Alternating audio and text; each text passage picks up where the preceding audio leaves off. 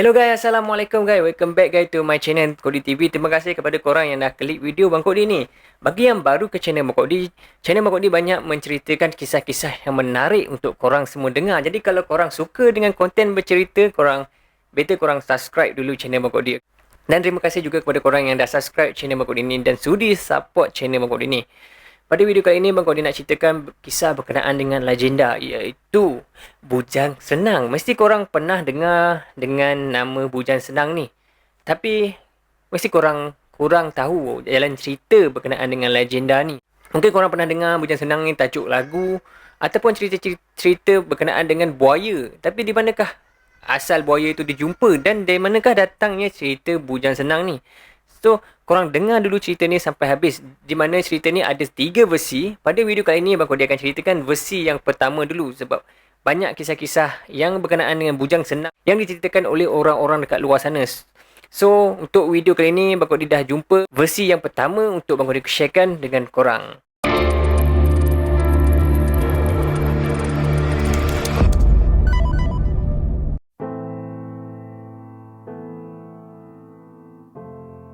Okay guys, so cerita yang pertama berbunyi macam ni. Lungu ni seorang pahlawan Iban yang terkenal di Sungai Sekerang, Sarawak. Apa yang hebat lagi, Lungu ni sewaktu penjelajahan mengayau atau bermaksud potong kepala musuhnya yang paling digeruni dan bukan sikit yang terkorban di tangan Lungu ni. Apa yang hebat lagi, Lungu ni kebal. Kalau kena parang tu memang tak ada benda terjadi dekat dia. Macam yang musuh Lungu ni perkatakan. Disebabkan Lungu ni ada ilmu kebal, jadi diorang musuh dia pun mencolik isteri Lungu untuk nak dapatkan rahsia apa membuatkan si Lungu ni kebal. Selepas isteri si Lungu ni dicolik oleh musuhnya, si Lungu ni pun dalam dilema. Dia adalah seorang kebanggaan suku dan di mana juga isterinya dicolik oleh musuh. Okay, tanpa panjang cerita lagi, si Lungu ni dia pergi ke Batang Lupa, Sarawak dengan harapan nak membebaskan isterinya dan dia mahu membunuh si pencolik isterinya. Tapi sebaliknya, isteri si Lungu ni ditombak mati sebaik dibebaskan.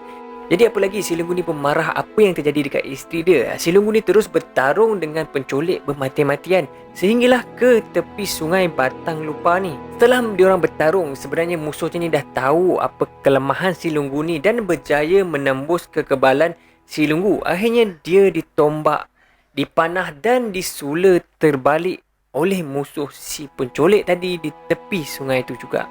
Lepas musuh dah bunuh Lungu dan isteri dia tadi, diorang biarkan macam tu je. Akhirnya mayat mereka berdua ditenggelam oleh air pasang. Nak dijadikan cerita guys, Mujo ada dewa yang bagi kesaktian pada Lungu sekali lagi. Dia mencurahkan benda ke mayat Lungu dan isterinya. Lepas tu air pasang balik, Lungu dan isterinya pun bertukar menjadi buaya yang besar yang ada belang putih di belakangnya. Katanya adalah untuk menghantui keturunan si pembunuhnya di kawasan Batang Lupa. So guys, dari situlah maka lahirnya nama legenda Bujang Senang. Nama Bujang Senang ni juga katanya dinamakan sebenar kawasan sungai yang bernama Sungai Senang, iaitu kawasan Batang Lupar, di mana buaya tu sering kali dijumpai. Okay guys, kita ke tahun 1982. Bagan Anak Pali telah dilantik sebagai penghulu rumah Pali oleh pihak Residen Sri Aman. 2 hari sebelum majlis pelantikan rasmi di rumah panjang mereka, dia dan abangnya Kebir berhasrat untuk mencari rezeki di sekitar Batang Lupa, menyusuri sungai ke arah hilir. Mereka masuk ke kawasan sungai yang bernama Sungai Sunga. Adalah sebuah cabang Batang Lupa yang besar dan mula mencari udang. Dengan menggunakan sadak sejenis bekas dibuat daripada rotan, mereka menyusuri sungai yang berparas pinggang dan mencedok udang. Diorang keluar awal pagi, matahari pun dah tinggi atas kepala masa tu. Kebir perasan seekor burung embuas, iaitu burung raja udang dalam bahasa Iban ataupun kingfisher, tiba-tiba terbang melintas tempat diorang mencedok udang. Kebir pun dah tak senang duduk mengikut kepercayaan kalau burung tu melintas bermakna benda buruk akan berlaku. Kebir terus ke tebing sungai dan panggil adiknya untuk naik. Tetapi penghulu bangan adiknya ni tetap berkeras hati nak teruskan juga mencedok udang. Penghulu bangan ni pun terus sambung cedok udang dengan meredah air sungai yang paras dekat pinggang tu, dan tiba-tiba dia rasa terpijak sesuatu dalam sungai yang air pun keruh time tu. tak nampak apa yang dia pijak. Terus dia tanya kepada abang dia yang berada di tebing tadi, nama Utai Tok bakar batang, bermaksud benda apa ni? Macam batang rupanya. Kabir baru je nak jawab soalan adik dia ni, tiba-tiba satu deburan kuat berdentum dalam air. Pup, macam korang baling objek besar yang dia tenggelam dalam air. So macam itulah bunyinya. Kemudian penghulu bangan ni pun hilang terus masa tu. Beberapa saat lepas tu timbul seekor buaya yang memang besar, yang mana di rahangnya ada jasad penghulu bangan tadi. Kebir ni pun terus terjun dan peluk ekor besar buaya tu untuk nak selamatkan adik dia, tapi tak berjaya. Kebir juga perasan yang belakang buaya tu ada belang putih dan terus balik ke rumah panjang dengan perkabaran yang buruk. Pihak polis dan penghilitan meneruskan operasi selama 5 hari.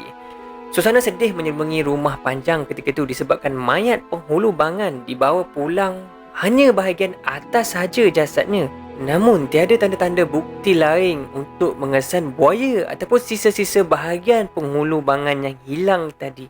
So guys, berdasarkan kisah ni lah semua orang tahu kebangkitan Bujang Senang yang selama ni hanya mendengar kisahnya saja. Masa itu juga polis Sarawak melancarkan operasi buaya ganas di semua sungai besar yang berkemungkinan bahaya, iaitu Batang Sadung, Semarahan, Lupar, Layar dan Saribas. Kita beralih ke kisah di Batang Lupar pada tahun 1984 pula, yang mana pada awal tadi 1982 berkisahkan tentang si penghulu bangan Badung anak apung dari rumah Nyawin tak jauh dari sungai Setirau Batang Lupar. Tengah dia leka mencedok udang, tiba-tiba seekor buaya besar membaham dia dan masa tu ada beberapa orang penduduk pun ada di kawasan tu. Nampak yang buaya tu melambung-lambung mayat Badung ni dan lepas tu hilang macam tu je. Saksi penduduk tu cakap lebar ekor buaya tu sebesar tong drum dan ada juga garis putih dekat belakang buaya tu. Mangsa tadi dijumpai 2 hari kemudian tak jauh daripada tempat kejadian. Macam biasa, operasi memburu terus dijalankan lagi. Tapi guys, tiada sebarang tangkapan juga dibuat. Dan kisah seterusnya di Batang Lupas 1987. Burung embuas ni pun melintas lagi ketika Berain anak tungging ni tengah duk cedok tanah liat di dasar sungai untuk menutup lubang-lubang perahunya. Dan nak siap cedok tu, Berain dah nak ke tebing, tiba-tiba buaya besar tarik dia ke dalam sungai dan benda ni berlaku di depan anak saudaranya. Dengan apa yang diperkatakan berkenaan buaya ni yang besar, semua penduduk Batang Lupar masa tu memang dalam ketakutan dengan nama Bujang Senang. Tuai rumah iaitu ketua rumah panjang rumah Tuah anak Tucun ni percaya yang itu adalah Bujang Senang, buaya yang sama membunuh adiknya iaitu Inci anak Tucun pada 1962. Dia yakin yang sumpahan tu benar dan buaya itu adalah entiti yang berhantu. Semua yang menjadi mangsa seperti adik dia, penghulu bangan, Badung, Berain mempunyai pertalian yang sama dan tak nampak nak dipertikaikan dengan apa yang berlaku. Tiba tahun 1989 pula. Masa tu banyak akhbar tempatan dan laporan mengatakan kisah kemunculan kerap buaya-buaya besar di sekitar Batang Semarahan dan Batang Sadung. Macam dapat menjangkakan sesuatu akan berlaku. Dan banyak lagi cerita yang mengatakan Bujang Senang yang berada di situ untuk membalas dendamnya. Betul ataupun tidak, kita pun tak tahu. Ini hanyalah cerita yang diperkatakan oleh penduduk di situ. Pada tahun 1992, di Sungai Pelaban, cabang kecil Batang Lupar, macam biasa, keluarga Bayang ni akan ke sawah padinya yang tak jauh daripada Sungai Pelaban. Masa tu air dah nak pasang, Dayang pun melintas sungai dengan air yang paras pinggang sambil membantu ibunya untuk menyeberangi sungai tu. Abang dia pun dah mula bekerja di kebun time tu dan ayah si Dayang ni pulang ke rumah panjang untuk mengambil barang kelengkapan dan dia hanya menyeberangi sungai tu bersama ibunya. Cuaca yang tenang masa tu, Dayang yang masa tu dah nak sampai ke tebing, tiba-tiba dia terdengar bunyi air seolah-olah ada benda yang bergerak dalam air. Sebelum dia sempat nak selamatkan dirinya, akhirnya dia ditarik oleh seekor buaya yang sangat besar. Dayang pun jerit sekuat hati untuk meminta pertolongan orang-orang yang berada di berhampiran tu. Diorang cuba nak menolong si Dayang ni, tapi akhirnya Dayang ni pun hilang di dalam air bersama buaya tadi. Lepas tu Abang Dayang terus membuat pencarian bersama orang-orang kampung Gempa berita ni di rumah Dayang disebabkan dia hilang dilarikan buaya. Mandau mula membaca mentera lepas 2 jam. Dayang yang hilang tadi, abang dia jumpa mayat dia masih sempurna di celah-celah sepihan kayu di lubuk sungai tu. Dan nak jadikan cerita lagi, selepas cerita-cerita yang Abang Kok dah ceritakan tadi, mereka akhirnya jumpa buaya tu kembali mengganas. Walaupun dengan beberapa tembakan, tapi buaya tu tetap melawan.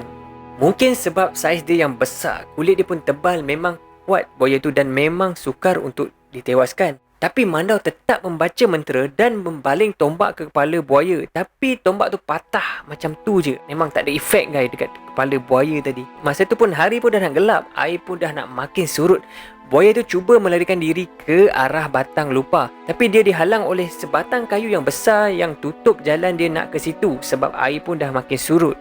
Diorang sambung serang buaya tu dengan menembak dan membaling tombak-tombak. Akhirnya buaya tu pun meronta-ronta dan pergerakan dia pun pelik sebab dia dah tak melawan dan berpusing-pusing mengelilingi sepihan kayu yang ada di dalam sungai macam tahu akan kematiannya dan tak mampu melawan.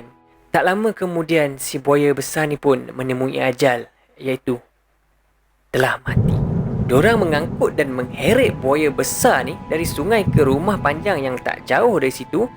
Mengambil masa selama 4 jam perjalanan disebabkan saiznya yang luar biasa atau jarang ditemukan. Bila sampai di rumah panjang, barulah mereka perasan yang di belakangnya ada garisan putih.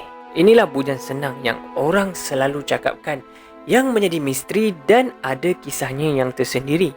Masa tu di rumah panjang ramai polis, penghilitan dan wartawan datang untuk buat laporan dan liputan.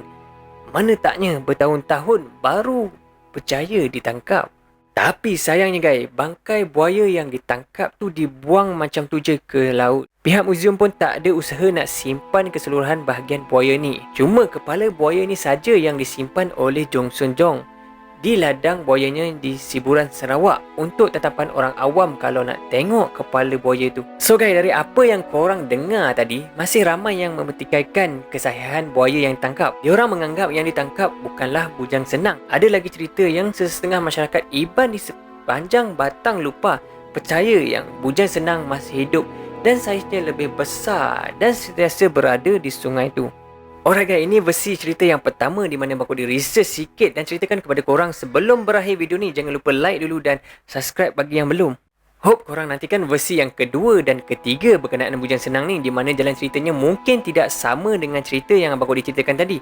Thanks for watching guys. That's all about the story and see you next video guys. Assalamualaikum.